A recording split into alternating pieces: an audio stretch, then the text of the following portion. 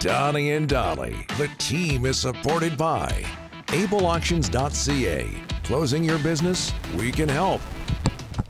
All of our guests today sponsored by Basant Motors. Check out their 34th anniversary sale happening all month long at Basant Motors. Check out the details online at basantmotors.com or visit their showroom at 16315 Fraser Highway in Surrey. And it shouldn't even say Surrey, it should say Fleetwood. Yeah. Because that's where they're located, is Fleetwood. And by the way, just quickly, Derek, if you have this photo, Basant Motors has a new brand ambassador, Ricky. Look at this. Yeah, look at this. That's Teddy Bluger. Teddy Bluger. That's Justin and Amrit. Yeah. From Basant Motors with Teddy Bluger. So there you go. There's Teddy. Picking up his new car at Basant Motors. Great guys, good people. Let's go. Yeah, so there you go. Basant Motors with a new brand ambassador. Up next from TSN, our good pal, usually on a Thursday, but this week he's on a Friday, and I know he's overjoyed to talk to me. Farhan Lalji. Farhan, how are you, sir?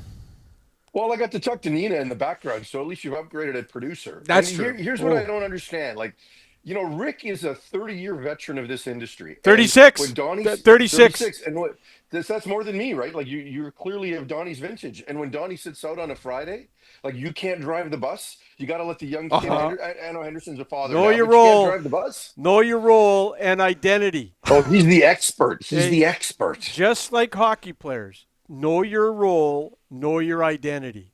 I know mine. Okay. I don't want to be the bus driver. I want to be the guy in the background, and I'm fine with that. I don't have a massive ego like you, Farhan, so I don't need to be the bus driver. Do you have any comments on his jersey, by the way, Farhan? You suck. See? Suck hard. That is awful. Go Mariners. Please, anything but the Blue Jays. See? He's a smart man. Very smart man. Okay, so let me get this straight. Canada's team, Stop 92, it. 93. Eastern Canada's Joe Carter, team. Eastern Canada's team. Joe Carter, Yeah. 92, 93. And are you Not kidding me? interested. You're going to Not vote for an interested. American team 2 hours down the highway? How stupid is that? 2 hours down the highway is the key. I can access it. I can get there Bingo. easy. The best ballpark in the majors, as opposed to that ugly thing in Toronto, which got outdated 5 years after it was opened. Like, come on. No. This is the Mariners. Canada are the most first. likable team in baseball. Canada's team. Where the heck No. are you? Where's your brain at? Voting for people in Seattle. My brain is where I can give. Number one, I'm not voting because I wouldn't vote for their president. But number two, I go where I can get to conveniently, and Toronto ain't it. Yeah, well. Totally agree. Okay, let's move on to hockey. Last night, Farhan, 5-1 Canucks opener. They beat up on the Flames. Little slow start, but they end up getting the victory. Your takeaways from the Canucks season opener last night? Yeah, you've got to be impressed with a few things. First of all, Thatcher Demko, right? And didn't necessarily have to make a big volume of saves, but made some key saves. And I thought early on, Calgary carried the play a little bit, not heavily, but a bit. And then there was that shorthanded save that he also made that I thought was a really good one. And it was important to keep the Canucks ahead at that point. And, when he was needed, he was there, right? So if you're Thatcher Demko, it's your first game one season opening start in a couple of years. Look, I know he's felt good about his training camp. Everyone who's looked at him has felt that he was solid in his recovery, but you had to see it, right? And sure, we need to see a longer sample size. We need to see sustained health, but that was a lot to get excited about. And then what was the other big question about this team, right? Depth scoring. And for them to get their first 4 goals without the top line being involved at all, and then Quinn Hughes not being involved in the scoring at all, and you get 5, that's got to be a pretty good sign moving forward. What would you do, Farhan, on with the goaltending? Would you go back to Demko tomorrow and then Lankinen maybe Monday, or how quickly do you think we'll see Kevin Lankinen? I would go back to Demko tomorrow. I don't think there's a reason not to. It's early in the season. I think you've got this road trip coming up, and there are opportunities to get Lankinen in there. Maybe game 3 of the season, game 2 of the trip. I'd potentially look at that. I don't think you've got to limit Lankinen to back-to-back games, right? I don't think that's reasonable because ultimately, you're paying this guy to be more than a 15-game-a-year starter, right? I mean, he's going to have to get somewhere in the 25 to 27 range in terms of starts for this to be an effective situation for Demko to keep him healthy and then also to justify the amount that you're paying him, right? So I'd wait a little bit, but not too long. But I look, you're playing Edmonton and you're playing McDavid and Draisaitl in that group. I would go with my number 1, and that's Thatcher Demko. Well, I'll tell you one thing. They can thank Philip Hedl for last night. He was great. He brings a tremendous amount of speed up the middle of the ice. He worked on his shot in the summer. I got a little bit lucky here, but boy, Hedl was flying last night. You really got to like what he brought to the table.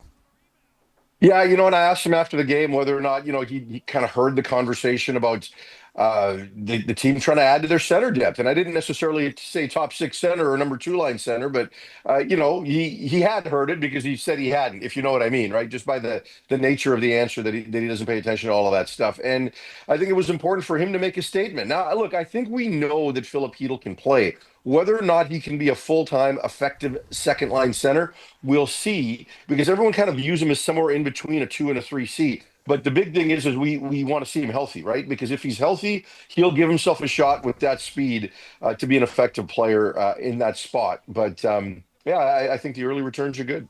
I tell you, I thought Kiefer Sherwood, it was 0-0. And Canucks started slow. It's the first game of the year. But this guy, down the wing, beautiful shot, led the team with 6 hits. I just think that Kiefer Sherwood's going to have another monster year. I really do. Yeah, and it'll be hard to replicate for him what he did a year ago. And, you lead the league in hits. And, you always wonder, right, whether that's an effective stat or an effective way to play that, okay, what do they say, right? If you're always hitting everybody, you're chasing the puck.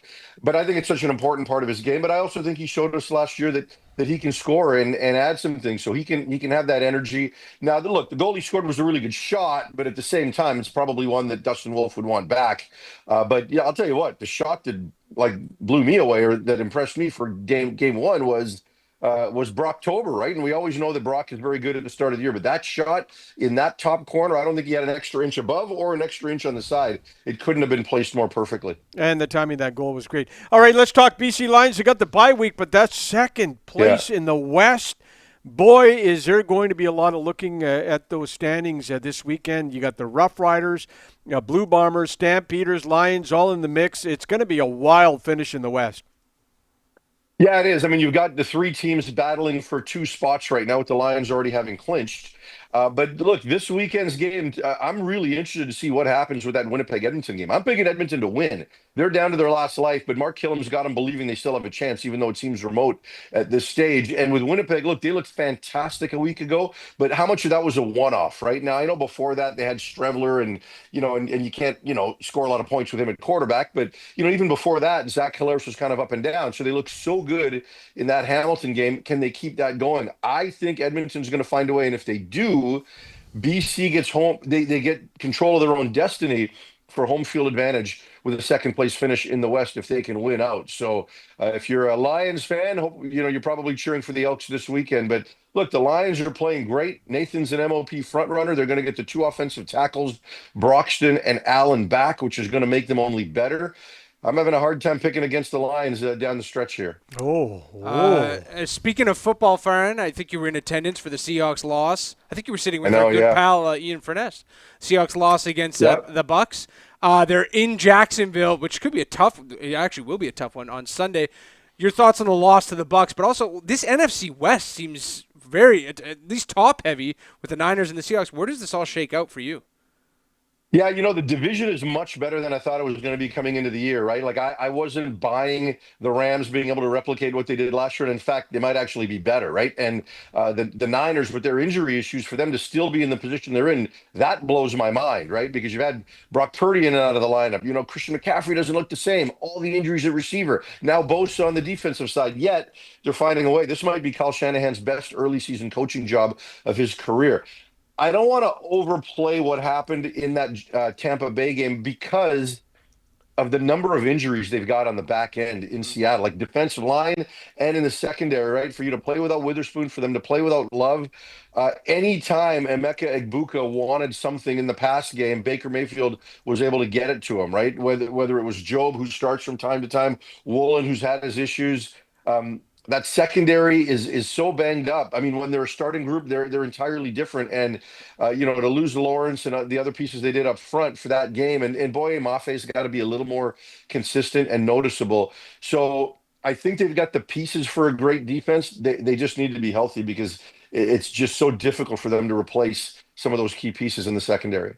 Last one, Farhan. Earlier in the week, you tweeted about the passing of legendary UBC coach Frank Smith. You made the joke that when you first met him, you were with SFU, so he probably wasn't your favorite person to see. But your memories of the legendary UBC Thunderbirds coach, Frank Smith. Well, Yeah, funny story, right? Because my good friend Bernie Crump, when he was coaching at UBC with Frank, and he's a former UBC player, there was one time where there was a helicopter that flew up above Thunderbird Stadium during a practice preceding Shrum Bowl week, and Frank made everybody stop practice because he thought I was in the helicopter spying on behalf of SFU. I'm not Oh, kidding, true story.